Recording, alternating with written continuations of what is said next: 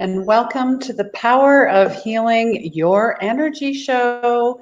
It's a show all about your light, your energy, your healing, and knowing that depression and anxiety are a side effect of not living your life intuitively, not trusting your gut, the lost connections with self and others, and having and living a life of meaning. So this is a weekly YouTube podcast show, and it talks all about that, plus your spiritual path, the healing journey, ego, and unconditional love. This is episode number 19, and we are talking about the honeymoon effect. Yes. I mean, we all hear about, the honeymoon phase. We traditionally think about it as just, being with couples, right? But I'm actually asking you guys, now is, what is the honeymoon effect to you? It's not what you traditionally think. And I want to welcome everyone. This is episode 19. And if you don't know anything about me, my name's Christine, and I am an empath, first and foremost. And I was stuck in, I'd say, the proverbial fight or flight, chasing, the mighty dollar, chasing material items, and being stuck in my life, financially, mentally, physically, emotionally, spiritually. I had depression, had anxiety. I suffer occasionally from seasonal affective disorder, depending on how much sun we get, and depending on where you live. I'm sure that can be an issue as well. And 2 attempts at suicide. So, you know what? Never judge a book by its cover, and never assume that you walk in someone else's shoes until it absolutely happens to you. So welcome. Please say hello. Please share this out. I would appreciate that. Sharing is caring. And you know what? Just don't worry about what other people think. That's another thing is as being an empath, we tend to worry about stuff like that, or, oh gosh, I should, ruminating and overthinking things, not utilizing the throat chakra enough. The heart chakra is definitely intact, that's for sure. So, I'll leave my bio down below, but I'm not, going to go through this. If you're curious, you can find me on all of the social media links through Facebook, Instagram, LinkedIn, Twitter, Pinterest, and YouTube. I think I've covered them all. All right. So this book, okay, I'm sure you know who Bruce Lipton is. He's written many books. He is all about your cells and biology and quantum physics and the DNA. And he pretty much says the honeymoon effect is, now maybe, just, kind of think back. It's a transition from a marriage phobic skeptic or a commitment phobic type of person into an adult who finally takes responsibility for every failed relationship in your life and realized you can create the relationship of your dreams. Yes, you can. And I think the most important one is the one with self. Would you not agree? Anybody? Anybody out there? Yeah, don't be shy. Ask a question. This is for the collective. This goes out on all my social media and YouTube, and out on podcast as well through Anchor and then iTunes. And I just started this, so this is all new to me. All right. Just think back to a time when you first fell in love. I know I can. And think back to the big love affair of your life where you were head over heels, always together. You felt like, you didn't need to sleep. You didn't need to eat. You barely needed water, and you had endless energy. That's the honeymoon effect. And I will take it a step further to say that effect, basically the book is saying you need to build that effect within yourself first. Why? Because through your subconscious programming, which most of us operate at 95% throughout the day, it's like you're just autopilot. Stuff that's been programmed into you from parents, from school, from situations, from friends, from anything is, yeah, it's tough. It's really tough to turn off. And he's saying that you attract these types of the same relationships. Do you ever, maybe yourself or someone you know, say, I keep attracting the same type of guys or gals, or all men, all women are the same? Not true. Not absolutely. Those are your experiences, and you're bringing them into any new relationship, whether it's, platonic or it's, love. And it's almost like you give out that signal that, I don't deserve anything better than what I've had in past experiences. Or I'm never going to find the love of my life. Well, if you keep, if you keep thinking that way, of course, that's what's going to happen. It's the, sending those vibes out. And even though you're thinking them here, you're still sending them out. You're still sending them out. All right, so let's dive into this a little bit. They're saying that he says that there are 4 brains in the relationship. Meaning, depending on whether it's platonic or, you're actually in a relationship with a spouse or girlfriend, boyfriend, whoever it happens to be, husband and wife, your subconscious, those programs, and then your conscious, because when you fell in love, and in love with yourself as well, that's conscious, that's dreams and desires. Dreams and desires, that's imagination, that's light. That means anything and everything is possible when you're in that expansive form of consciousness. That means, whatever you desire, you dream, you wish, you put out into the universe is going to come back to you. The subconscious is the part, real life, basically. I mean, he talks about how, within the 6-month period after that, that subconscious slowly trickles back in. It's like you're on your best behavior.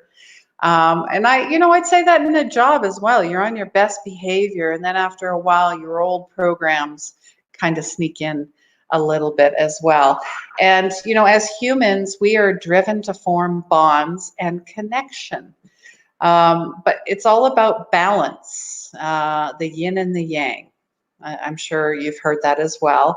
And, it's almost like there's an imbalance as well. Yes, we're raising consciousness and we're becoming more aware of who we are, that we are ascending, that we are light, that we are made of the cosmos, the stars, that we are more than just human, right? We are solely connected to nature as well. And the flip side of that is I don't need anybody, and nobody loves me, and I'm just going to do this on my own. Balance. You don't want to stray too far. It's meeting in the middle. What feels good to you, knowing that everything that you put out there, you deserve. It's when you go back to those, being told as a child you didn't deserve that. By if your mom or dad was really angry at you, you remembered that part. You remembered, I don't deserve this, or you're not worth it, or you're not lovable, or why are you crying so much? Stuff like that. It stays with you. It stays with you. All right. So, and I'll even take it a step further. I used to be in codependent relationships, and that was because of abandonment issues related to my father. Now, 40 something years later, it's taken that long. my wish is that, you know, we figure this out sooner. And I'd have to say, you know, my youngest, they're right there. I don't, and I'm not going to put labels on, you know, Gen X or Y or Z or millennials. It's the person. It's the person. And we all came here to learn lessons, and some of us take a little longer to learn. And, you know, and really, where's the time limit on learning a lesson? Again, that's an ego point of view. An ego is always negative.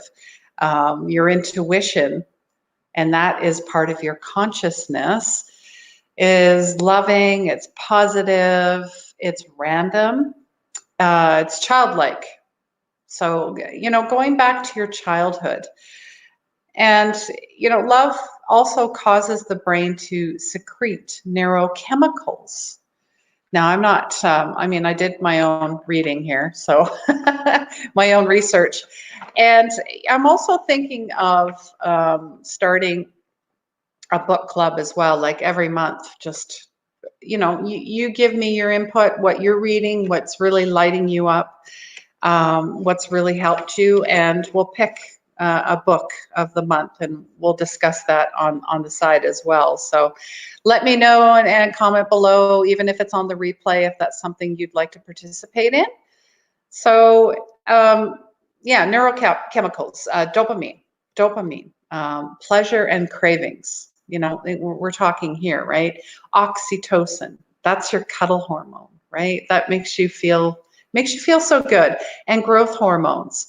And then there's serotonin in there as well. But fear is the opposite. It creates cortisol. Cortisol is your stress hormone, and then it creates histamines. Stress hormones actually, if you're always living in fight or flight or a high, you know, level of stress, it takes a toll on your body. It really, and your mind, like the whole 360.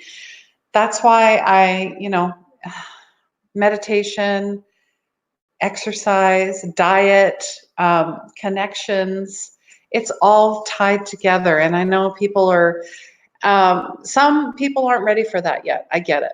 I get it. Oh, hi, Terry. Terry Lynn is saying hello. Thank you very much. And definitely share this out, Terry, and let me know if you have any questions, or if you've read the book, The Honeymoon Effect, or anything by Bruce Lipton, Joe Dispenza. I mean, these guys, Sue Morter, they're all talking about energy and DNA. And you know, I've got so many tabs on this book. It's it's a little much. So he's basically saying that you know, your eyes will bring something in, the information to the brain, and the brain perceives that information, and then it interprets it. So it could be either positive or negative. It all depends on where you are.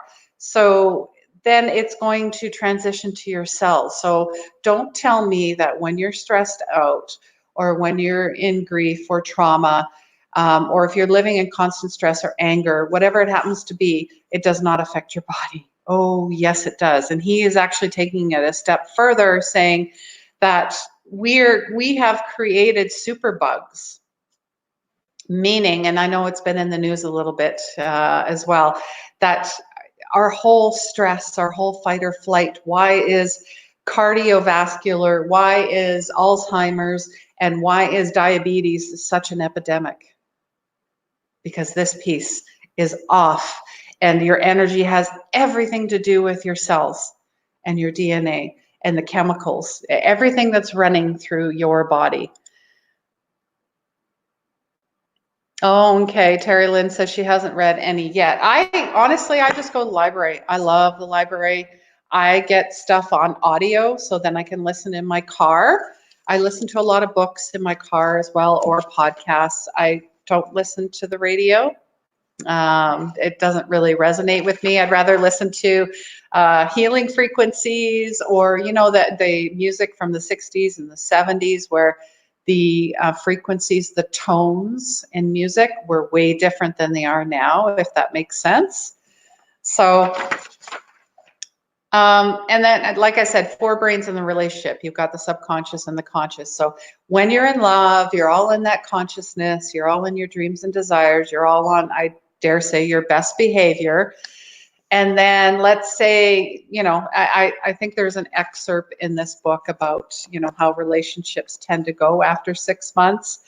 Let's say you bring something up to your partner and he just blurts out whatever comes out of his or her mouth, and that is coming from the subconscious, meaning they're not listening, they're not present with you. And then you're thinking, what the heck happened there? What happened to my loving partner? What happened to that honeymoon effect? Well, that's real life. And also being really present in your relationships with other people. And do you ever tend to, if someone's talking, you're listening, but you're not thinking about how to respond. You're just listening. I mean, that goes so, it goes so well in relationships. So, and he is just saying as well, human beings, we're a community made up of 50 trillion cells within a skin-covered petri dish, if that makes sense. So we can learn a lot of insight from cells because they work together. They live peacefully together without any issues. In comparison to humanity or human is figuring out the logistics of how a measly 7 billion humans can work together in harmony. I mean, he has a really good points here. How cells can work together so well, but 2 humans have such issues. What did they say that the divorce rate is at? Is it 50%, or I don't even know if it's higher, but so basically we don't want to curse our bad luck in relationships. We need to recognize our efforts in bonding are a fundamental drive of nature, and they need to be, and they can be cooperative and harmonious. And we need to heed Rumi.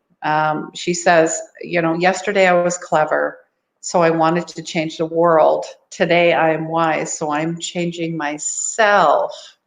Yeah, self first, and then everything comes after. So we can create that honeymoon effect in our lives. We start with self, right? And where the relationships are based on love and cooperation and communication. And learning, to listen more than you talk. Just holding space for somebody is huge, and I do that. Every time I have a reading with someone, or healing with Reiki with someone, or just this, this relationship here, live and on a podcast as well. So, and it's all about, lessons about the importance of trusting, bad vibes and good vibes, because all organisms on this planet use vibration energy. Vibration, same thing. And for some reason, we make a big mistake of not listening to it, not tuning into it. We let our rational minds take over and downplay. If you've ever been around someone that makes you feel strange or weird or off, you got to trust that. Don't play it off. It's also a mechanism to save you, like, that caveman syndrome. If you have a dinosaur running and you're not a runner and he's running after you, of course you're going to run for your lives, right? That's part of that as well. So, and many of us learn from a young age to ignore messages we receive energetically. So don't listen to your feelings, listen to your words. No. I would always say, use your words, but your feelings are very important. But the words have got to match what you're feeling, and sometimes you don't know what you're feeling. So you kind of need to go and, take that time to find out what it is, right? So we talk ourselves out of what do we know viscerally and energetically. We ignore warning signs like he's lying when he says he loves me. We felt guilty, as I did, about my strong dislike for, certain people or even family or neighbors. So we rationalize. See, that's where the ego gets in there, the subconscious. We tell ourselves, I must be wrong because he's saying all the right things. And after all, I love him and love conquers all. So we ignore good vibrations. Every day we're getting messages, we're getting vibrations. Gosh, it's I can always, oh man, I'm out in the public a lot lately, and whew, it takes, there's a lot of cleansing that goes on before and during and after, just to keep that stuff, because the people will place stuff on you and you don't even know it's happening. And there's bad vibes. That's nature's way of alerting you to potential compromising threats. So it's just telling your nervous system, it's a warning, you're hanging out with the wrong person. Shouting matches, stuff like that, being in the same room. So you don't want to entangle in somebody's energy as well. I always like to place, I envision a rose in between myself and someone else, and I just let that love permeate. So yes, it's like a barrier. However, nothing is getting through, if that makes sense. And have you ever walked into someone's home and go, wow, this is so beautiful. It feels so peaceful. I love this house. The energy, just stuff like that. Like really, tune in and tap into your feelings more than anything. So he's just talking more about, he also talks about how sex is good in a relationship. But happily ever after, the goal is not sex for its own sake, okay? The goal is sex with the person you want to have a real relationship with. And, we cannot just respond to genes and hormones. So when you move from the proverbial bed to bed, from sex to abandonment, or when sex becomes like a gymnastics session filled with lots of jumping jacks, there's something missing. There's something missing. It's like having an eating disorder or any type of, addiction. It's a form of addiction. It really is. And that next person is not going to fix whatever is not going on, what's not fixed here. I really wish, do the work on yourself first, and you will actually attract the type of person you want, who's your vibrational match, if that makes sense. Vibrational match. So the moral of the story is be conscious of what you lust for. Just it's time to stop saying, I always find that guy who's afraid of commitment, or I always find a woman who dumps me or uses me or spends all my money. You're kind of broadcasting that. You might not say it, but your vibe says it, okay? And you are worth a heck of a lot more than just, something as a relationship of those means, right? So the subconscious mind is on a record play here. It is 1 million times more powerful than the conscious mind. And you can see how it's really tough to try and break that. It's really tough to break it. But it's all about habits, forming new habits. And I'll tell you what, and subconscious programs of unlovability operate 95% of the time. It creates some behaviors it reveals on how you feel. You may think it's a secret, deep thought, but it plays all over your face, like just saying you don't have a poker face, or you sabotage yourself. I've seen that a lot. I've done that myself as well. So how do you operate at 95% of your consciousness?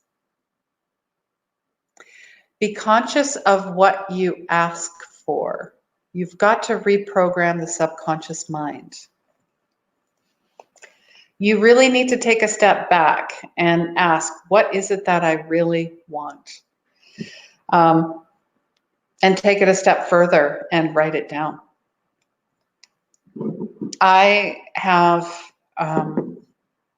it's taken a long time, but I know inherently, if I do not, keep my gratitude journal every day, my yoga, my exercise, my clean eating, I'll indulge here and there, of course, but it's not about going overboard because I know what will happen. Or it's not about saying, oh, I don't feel like it today. Occasionally that happens where, yes, it happens and we take that time. However, it slides and then you start to slide and then you're going back into subconscious programs or that depression or that anxiety, whatever you happen to be dealing with. It's a self-love practice, and I care to practice it daily. So be conscious of what you ask for. Okay, make a mental list. Make details about every relationship. What's the description? Write it down. So I want a great relationship, and what does that look like? How does it look? How does it feel? What does it sound like? Here is one example. I love my caring, open-minded, affectionate, smart life partner, and I feel completely supported during our quiet evenings, laughing and sharing our life stories and interests. I would say that, Dr. Lipton and my relationship, very similar. I feel the same way. So I love being at home, and I love being with family and cooking and gosh, just being creative, stuff like that. So try and create that life for yourself. Review your subconscious programming. So, maybe you grew up in a family where their emotions were never expressed, like a loving relationship, or they were sharp with each other, like mean. Or maybe the marriage felt like your mom and dad, like it was a business. Especially, if you think about your mom and dad or even your grandparents, a lot of them operated that way. So you're unaware of our subconscious behaviors, right? And occasionally we do notice them. So, how could someone as good as I be the source of the problem? So we need to answer the question, does my subconscious programming support my heart's desire? So you really need to feel like, yes, I deserve love. I am love. This is what love looks like to me.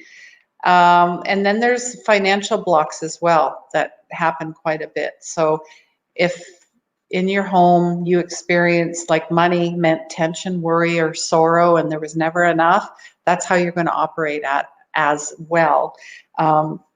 And I can help you remove those blocks or fill those gaps of energy and reprogram. That's basically all we're doing. So no more limiting and self-sabotaging beliefs about yourself. Just you love yourself. And if you have to repeat that and stick it up, post-it note it, whatever it happens to be, write it down a million times. Write yourself a love letter. Just thought of that one. Then do it. Start reprogramming. And there's no one size fits all. So just, it's all about, new beliefs, self-help books, watching videos, going to get that help, whether it's through psychiatrist, psychologist, your doctor, naturopath, your therapies like acupuncture, massage, reflexology, chakra balancing, cleansing, Reiki, tapping, hypnotherapy, and that's another good one. So yeah, just start reprogramming and start going towards things that make you feel good, That's the most important thing. Start with what feels good. Make mindfulness a habit. So paying attention when you're slipping into automatic pilot, and your mind tends to do that. So observe your thoughts when you're doing mundane chores, or like driving or cleaning or whatever it happens to be. So, just think about what you want to manifest in your life. And mindfulness, like you want to start bringing, love, abundance, just healing, health, wellness, and just make it a frequent, practice, always practicing. So in conclusion, a human mind is a wandering mind, and a wandering mind is an unhappy mind. So it's not about having no thoughts. It's about, if you pick up one that says I'm no good, you pick up one saying I'm fantastic. Just, it's almost like, those ants, you just gotta ping them away. Hypnosis, as I talked about before, subliminal tapes. So it's a theta-driven experience which drives your imagination and reality.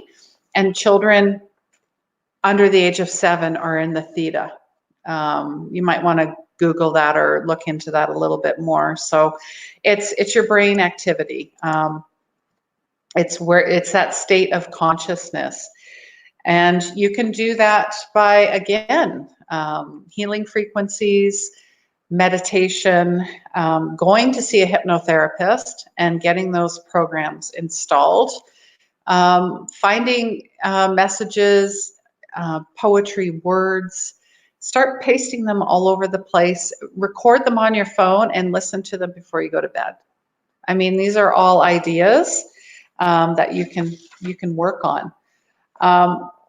Relaxation, delta, you've got your delta waves, your alpha waves, your theta waves. So Google that as well and find one that resonates with you. Energy psychology. So it's all about, it's also known as Psych K. It's energy balancing technology. It's a 3D brain mapping. So you can look into that. Communication, communicating with others, communicating with yourself, like just asking questions. Like if somebody says something and you're like, what? I don't think you heard what you just said. Did you mean that? So actually bringing that up and then asking what's going on. Making people aware, engaged, don't come from a place of anger or frustration or hurt. Be curious. We tend as a society to react to everything, and everybody wants to yell and scream their opinions loudly when not trying to come from a place of understanding first. Put your armor down, people. Put it down, okay? Patience. Again, you're trying to change lifelong patterns. Change in relationship may not occur overnight, and there may be dysfunctional patterns. You have to have patience with yourself, okay? So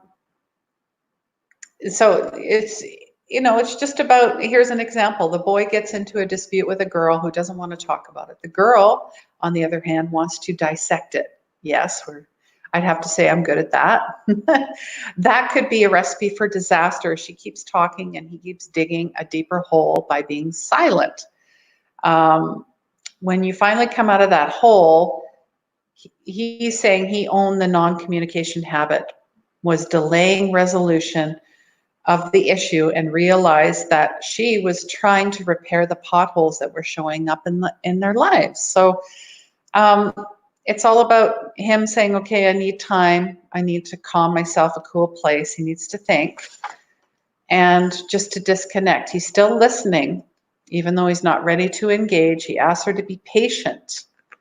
So very deep insight and awareness. If you could speak to whoever you're in a discussion with, or maybe it's a heated discussion, to just tell them what you need, that you need some time. Can I circle back? I need, and I would say 9 times out of 10, men need, I've raised 2 young men as well, need at least 24 hours sometimes a little bit longer, 48 hours to come back.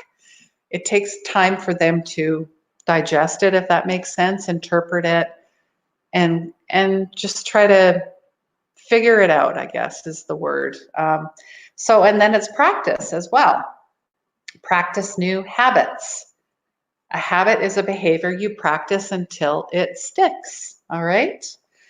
So practice, and then running through the chakras. I have a beautiful guided chakra meditation, which, this is something I give out complimentary if you'd like that. If you're on the replay, please comment below. I'll send that to you. It's a great way to just, bring your energy in, hone it, bring it back to balance. And you feel so much better after. Sometimes we get attached to something and it's really hard to break from it. So this is a great way to break from that. All right, guys. I hope you enjoyed this episode. If you did, it was all about the honeymoon effect and how we have 4 brains in a relationship, the conscious and the subconscious. If you really enjoyed this, please share this out. Give me a thumbs up, comment, let me know where you're from. If this is your first time, a replay, say hello. If you have any questions, leave them below. I will respond. I will reply. If you are looking for a Reiki rescue reading, mediumship, any type of chakra energy Reiki work, please feel free to reach out to me. I am always available, and next week I will have a guest all the way from England, so you will have to tune in then. I want to wish you guys love, light, and blessings, and please remember, healing begins where the ego ends. Take care, guys.